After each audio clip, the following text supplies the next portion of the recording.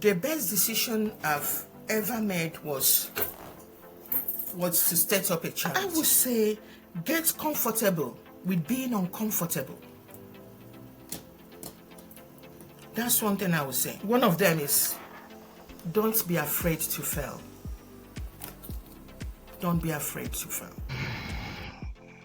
Welcome to A Beginner's Guide to Being a Grown-Up, my passion project to interview interesting people about their lives and about the things they've learned through the highs and lows of living life and the experiences that they've had. Today, I'm genuinely honoured to have Christine Locke with us. Now, Christine is a community activist.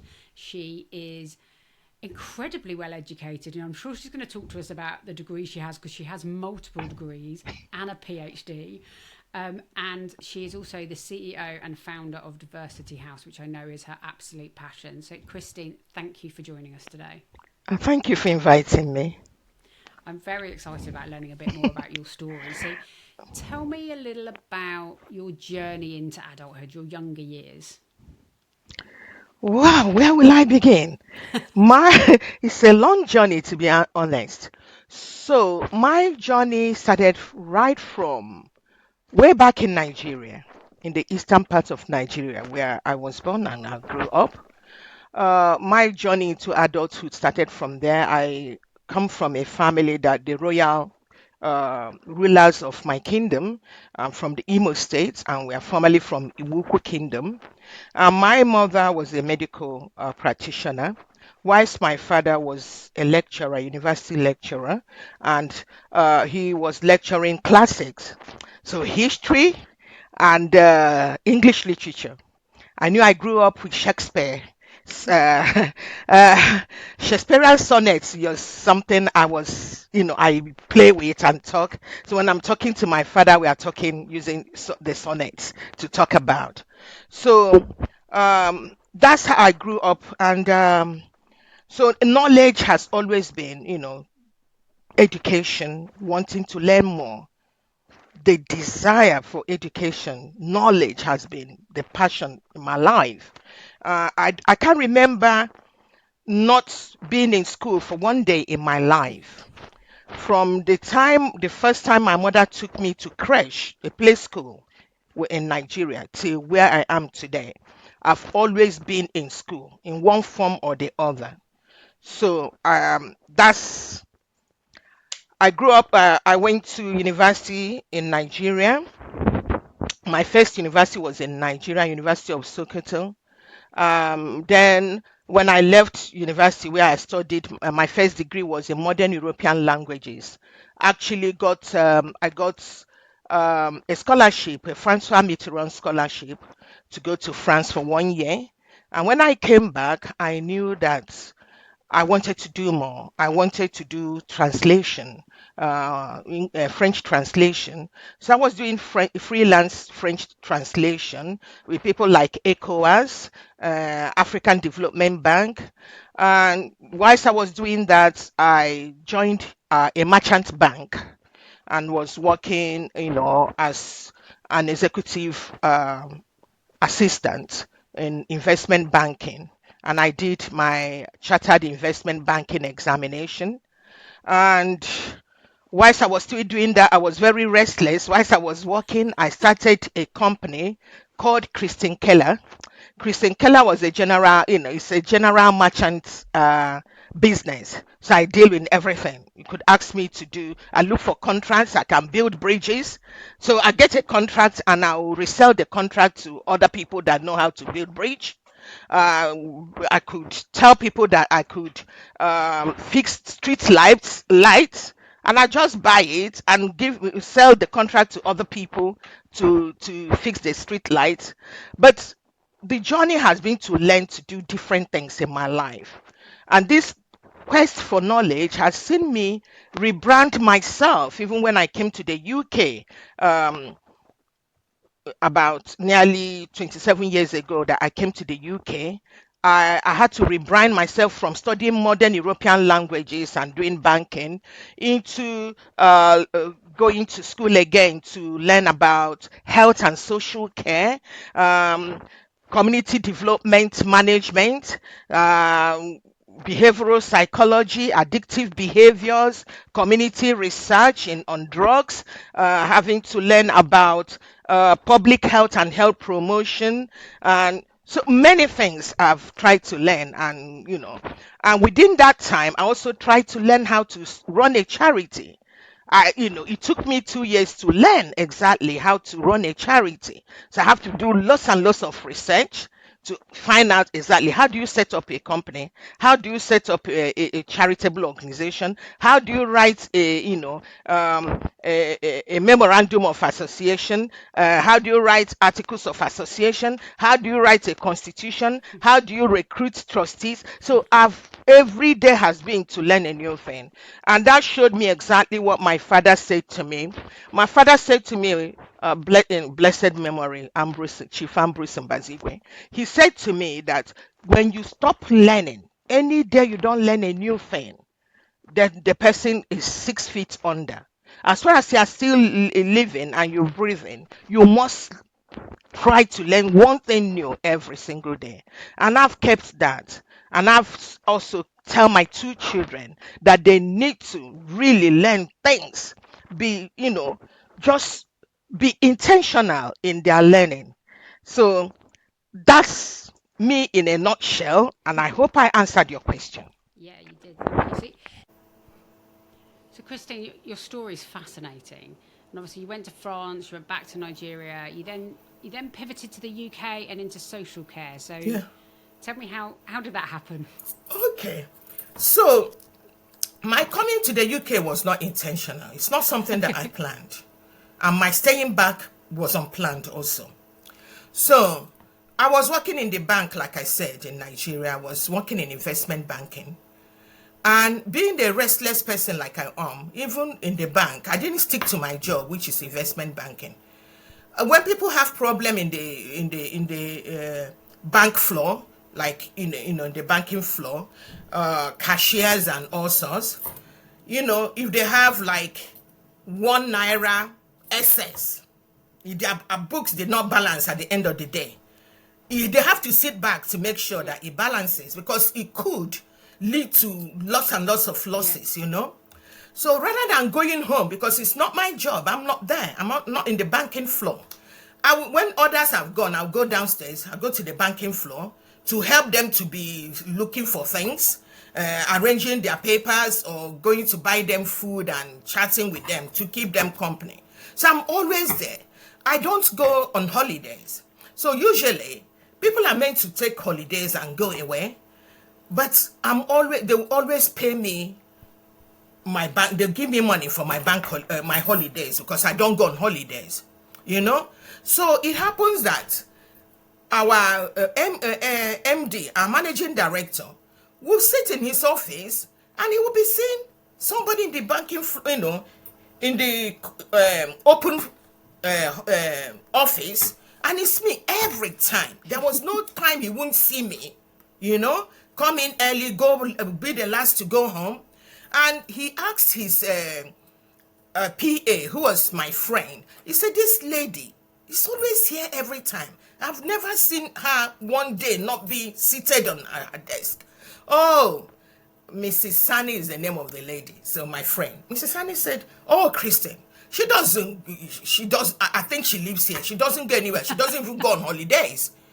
So he said, since she started this in this bank, she's never been on holidays. And then the managing director said, no, she has to go on holidays. She has to go on holidays.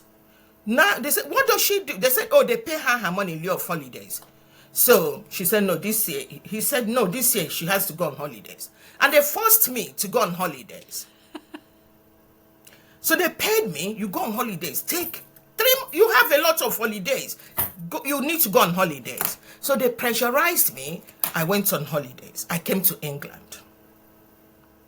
And so whilst I was in England here, funny enough, I met my husband at the Millennium Dome. I went to visit Millennium Dome, and that's how I met my husband. And from meeting my husband, 3 months led to 6 months, so I never went back again. And so I was told now that the managing director now said, where is that lady? Is she not back? They said, no, she's not coming back. I said, oh, I wish I did not make her to go on these holidays. And that's how I stayed back here. And so when when I started staying here, so I thought I need to rebrand myself. I need to change, transform, Hence, from studying modern European languages to going back to uni to do health and social care. And then what again? So when I moved to Swell, when I came to Swell, we were just about 3 or 4 black people here. There weren't many diversity, as you would say. And it was predominantly a white community. And I see many people have this fear. They didn't understand, this different culture that has moved in. Being that my husband is a white British gentleman and and a retired soldier or royal engineers. So he brought me here to Swell because from London, I moved to Swell. And I could see people were kind of not too sure about me, somebody different, I stood out. I just stood out. When I'm in the high street, you will know that, that's black woman there. And so what I thought is, I needed to do something. I need to learn and understand what's going on here, So I had to go and study, community cohesion management at Coventry University, an MA in community cohesion management. So I said to myself, I don't blame this community that I moved to live with. They didn't ask me to come here. I brought myself here. So it's left for me to actually show them that I'm harmless. So it's left for me to begin to build bridges, cultural bridges with them. So I had to start a charity. And hence, the ethos of the charity is to promote community integration, reintegration, inclusion, and cohesion. Just to make people to begin to feel comfortable with somebody that does not look or behave like them or talk like themselves. Like you see, I have an accent. And my husband is so proud of my accent. I said, you shouldn't change it, So, but I needed other people to be comfortable with who I am. And I'm so happy that from being just a handful of minority community to what we have today in the area where I live. So hence, that's how I moved from banking to health and social care, public health, community cohesion, and that's it. I love that. So that managing director who just wanted you to take some holidays, the reason that you met your husband and are still married to him now, which is amazing. Exactly. Yeah. So I think it's a miracle. If I didn't take that holidays, maybe serendipity. We'll go with serendipity. I love a bit of serendipity. Yeah, exactly. I went on holiday to Cuba and met mine. So. Oh, you see, so that's what it is. He was from Yorkshire. So yes. Tell me a little bit more about Diversity House and what you do then, because I think that's the what you do in Swale with Diversity House. I think is really important. Okay, thank you very much. So, like I said to you, when I moved to Swale, there were a handful of ethnic minorities, and there was kind of a lot of hate incidents. And I didn't take it to heart because when you don't know people, you are fearful of the unknown, and that's the reality.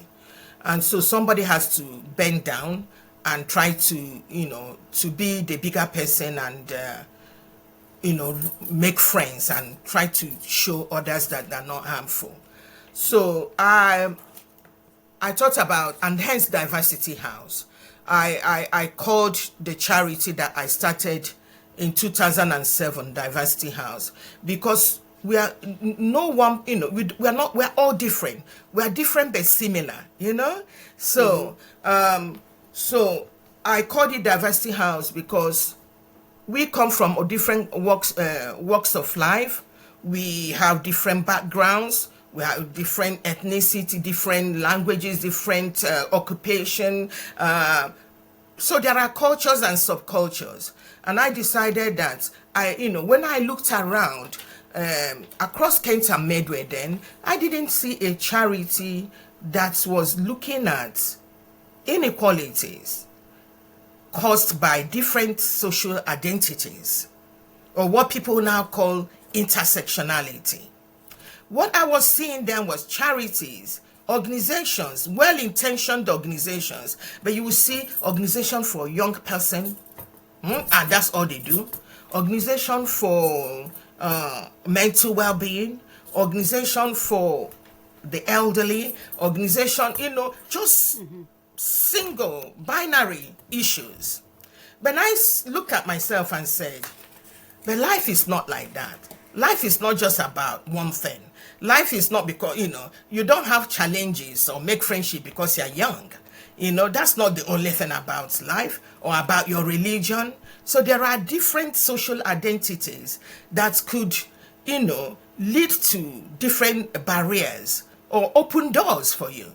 So and I said I wanted a melting pot where different people from different walks of life, different backgrounds can come together, socialize, seek for support or friendship, or actually use their social capital to build their communities.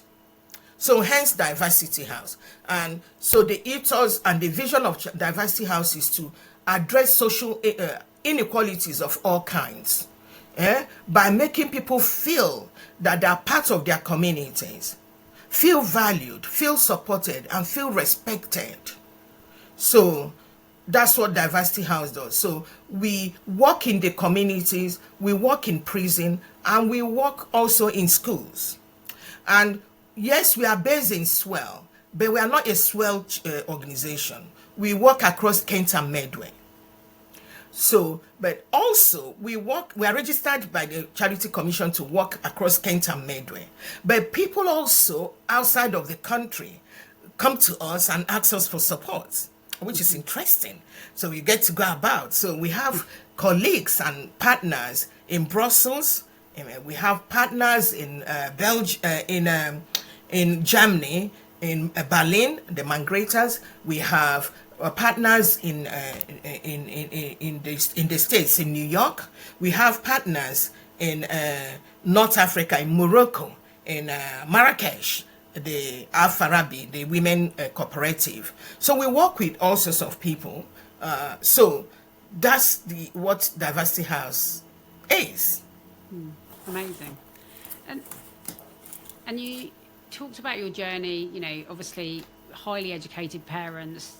Clearly learning is something, as you said, that your dad said do every day or you'll be 6 feet under, which I think is so true. I mean, we all learn every day.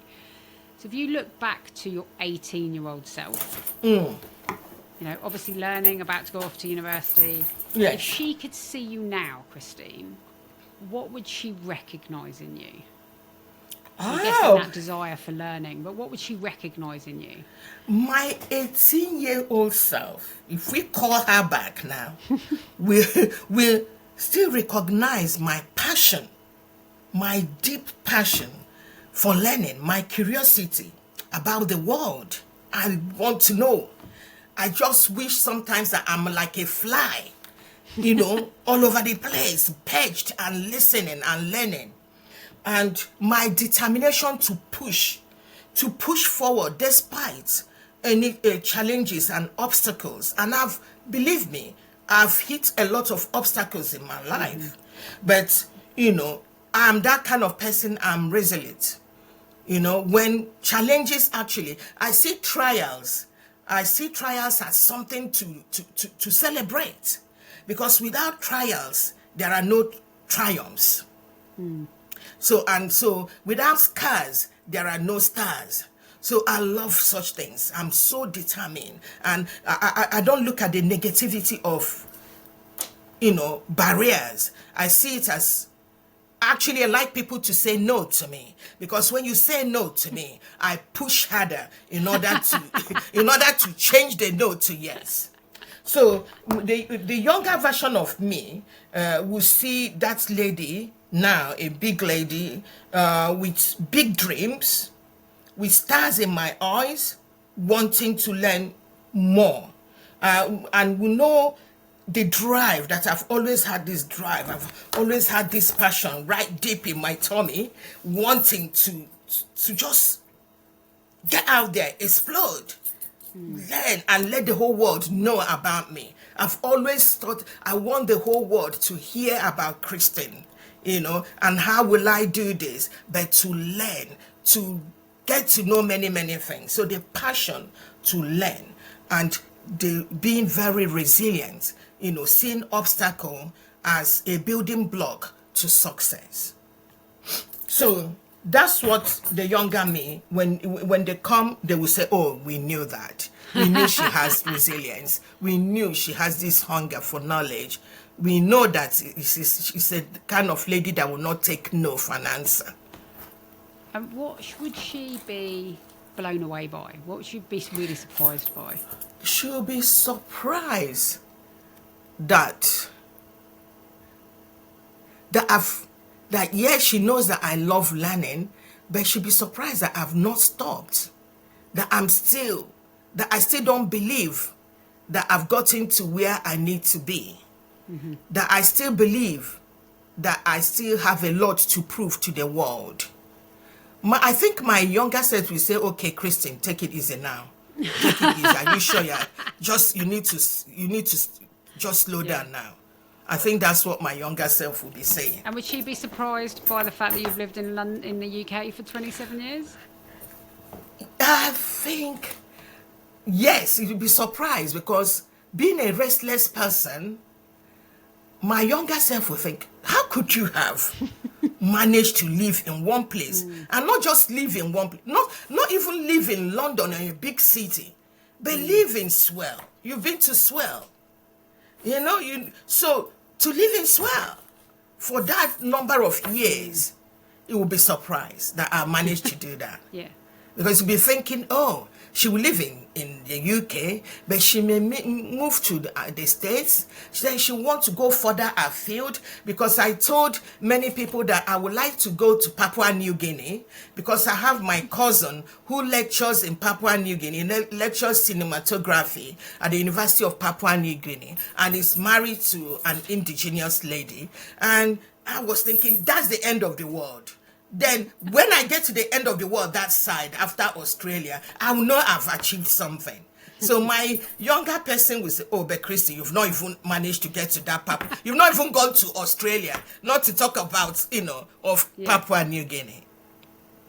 Wow. Well, maybe someday you'll get to Papua New Guinea. I hope so. You talked about kind of obstacles and overcoming them, and the fact that I love the fact you like people when they say no, because it just makes you more determined, which does not surprise me at all, Christine. But tell me about maybe one of those obstacles that you've not been able to overcome when you've not managed to achieve whatever it was you were trying to, and how you pivoted to something new. Yes, it's to do with career. So one of the biggest obstacles I had was when I was headhunted to work in one health organization. Mm-hmm. So, I felt proud that I was headhunted to go to work there. It was, wow, me being headhunted. And then it all fell apart when suddenly I was meant to feel. It's a long story. I was meant to feel as if I'm not capable. No matter how hard I worked in my job, no matter what I did, I'm known for going the extra mile. Even in the charity, I hold myself accountable to everything. When people go home at 5, 6 or 7 is too early, I'll feel embarrassed that I even left at 7. Are you sure you've tidied your table? Are you sure the paperwork are okay, ready for tomorrow? And then I did a lot in this health organization. And only for people to be throwing my education, as if I had leprosy. So my education, the knowledge began, when I want to say something in meetings, When I raise my hands, even when others don't raise their hands to say something, I'll raise my hand to say, excuse me, can I contribute? Okay, yeah, keep quiet. We know you know it. You know everything. So I begin to feel that it's wrong to be educated. It's wrong to even contribute. And it's worse when you are just you, the only person looking like you in that space. You lose confidence in yourself. You feel worthless. You just feel as if you're nothing. You shouldn't be there. And that's one of the biggest struggle when I left that organization. And I left that organization in such a way. I left with my head high, because even though they tried to remove the essence of me being Christian, they tried everything to remove that thing from the core that makes me Christian. They did not succeed. They did not succeed. I left with my dignity, because they called tribunals and everything, but they lost, actually.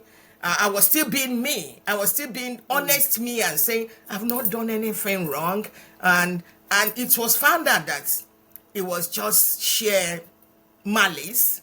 So, and I left the organization.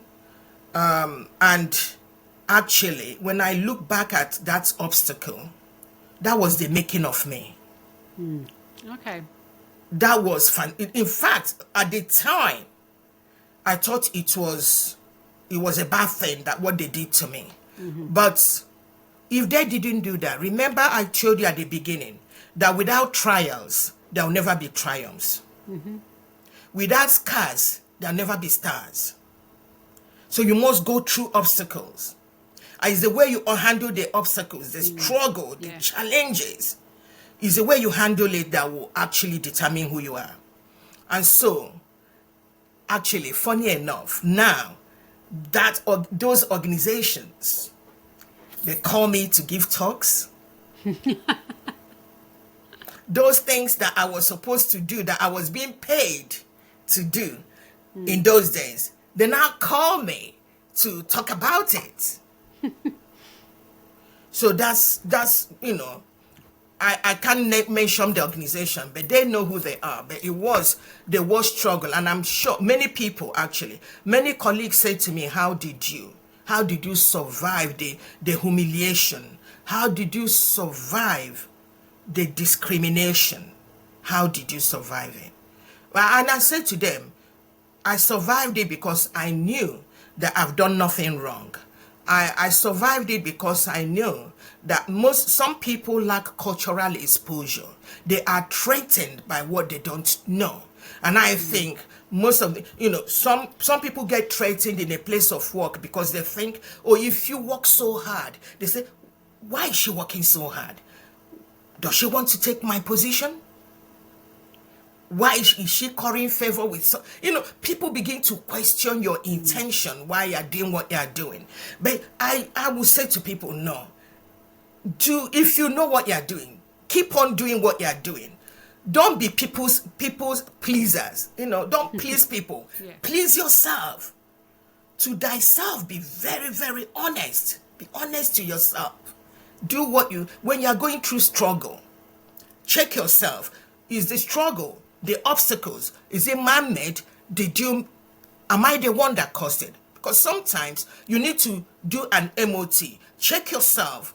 Then you need to also look outward to see what it is. So. Yeah.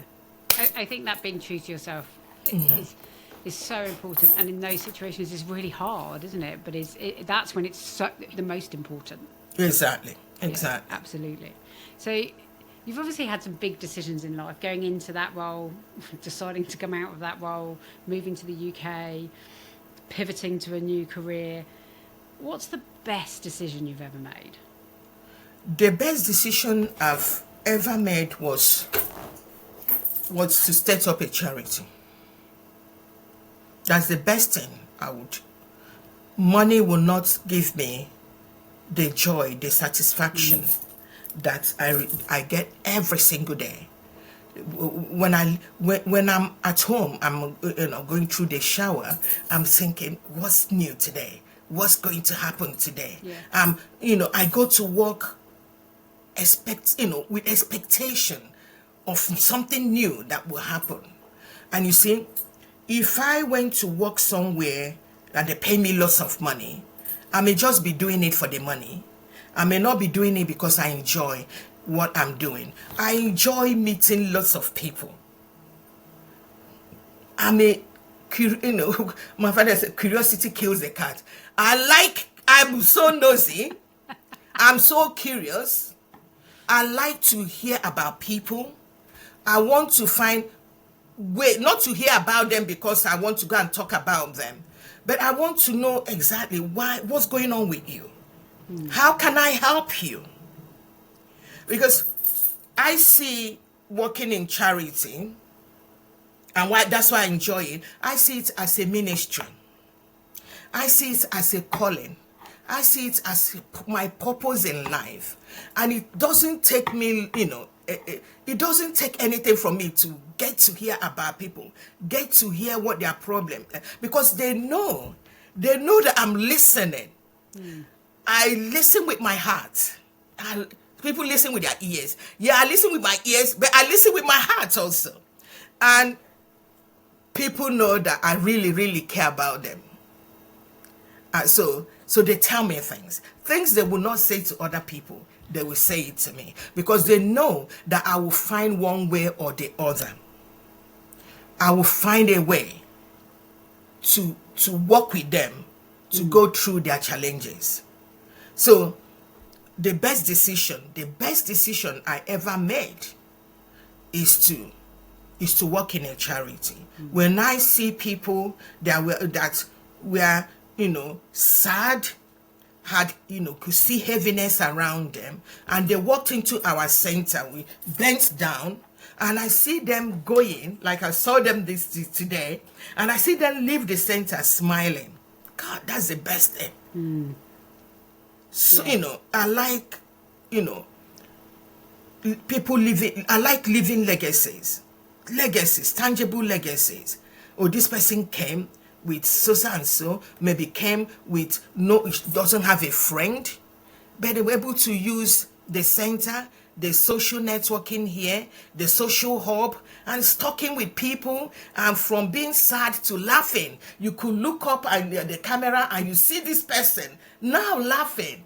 Oh, you could see this person now going out to a cup of tea in the high street with somebody that they probably wouldn't have spoken to before in their life, but they have the opportunity to talk to a new person. You could see somebody that didn't have any skills before. Yeah. And before they leave, by the time they leave here, they will be telling you, wow, I now know how to use this. I saw somebody that didn't know how to sew. But she showed me the apron she sewed today. You say it's Japanese apron. I said, wow, I never knew they have a way of sewing Japanese apron. And she left it in our sewing studio. And that was fantastic. And that's the best decision, I tell you. The best decision is to work hard, to put a smile on somebody's face. Do one good thing, one very good thing, once a day. Let it be what you say to yourself, to do one good thing to somebody each day. You think you're helping people. They are helping me. The people I meet, the people we support in this center, they're helping me. I'm not helping them. They will think I'm helping them, but they're helping me. Helping each other, baby. Helping each other. Yeah, so that's the best decision. Sorry, I'm becoming emotional. That's okay. I think that living with purpose is so important, and I think a lot of people really struggle with finding their purpose. And I think part of your success with Diversity House is obviously because you found your purpose. Yeah. And you're so driven to get it to do what you want it to do and help those people. Yes. We get, I'm sure you've had lots of advice over the years. I know I have, and we've probably given lots of advice as well. What's the best piece of advice that you've been given that you chose to ignore? I could say many. I've been giving lots and lots of advice. Lots. One of them is, don't be afraid to fail. Don't be afraid to fail. They keep saying it to me all the time. Even from when I was little, I want to be a perfectionist. I want to get everything right. Oh, why did I come fifth out of 30 children in the class? Oh, that was sacrilege. Why? Why did it happen to me? All summer I'm not going to eat because I came out 5th position out of 30 children. But that's not even failing. But my father will say, listen, step out of your comfort zone. Don't be afraid to fail. You're not going to win everything all the time. What's important is when you fall, you rise up again. And there was this Kenny Rogers song that my father, talks about when somebody fall down and the person get up again. There was a song of Kenny Rogers that was like that. And then my father used to tell me also about Abraham Lincoln. So he used to say to me, Abraham Lincoln, failed even in his home state when, trying to be a president. He didn't just get in there, won election, became a president. He tried severally. And if he gave up, I think it was the 7th time or so that he became the president of the United States. And you hear about him everywhere. So it's in the annals of history.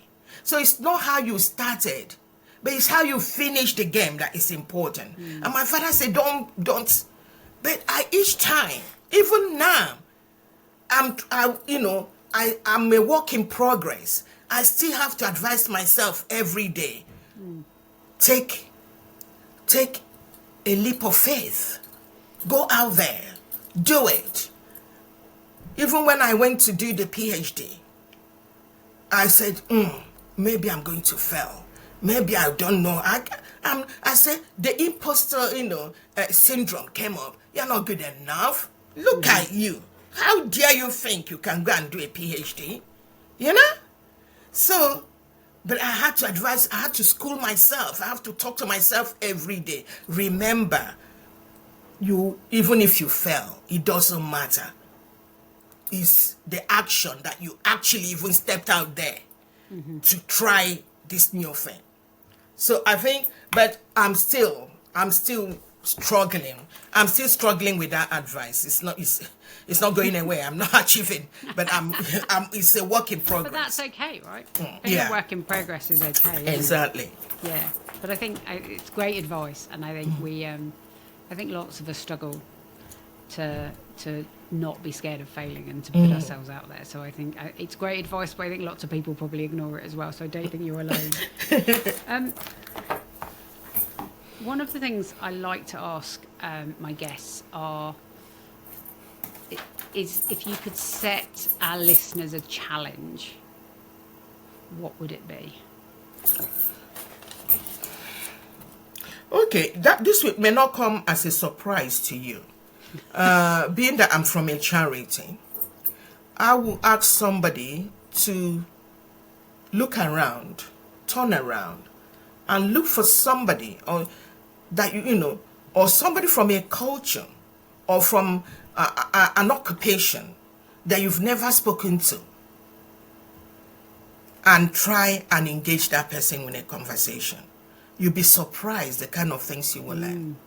Oh, I love that. I think that's, yes. Just expand your horizons a little bit. Exactly. I love that as a That's what challenge. I'd say, cultural exposure, in one form or the other.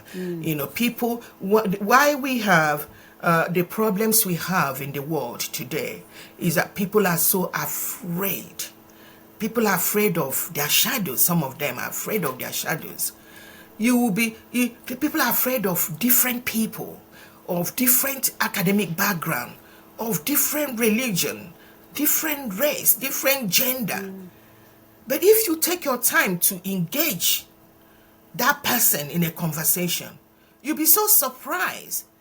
There are certain things that bind you together, you two together. Yeah, there's more that connects us than divides us. Right? Exactly.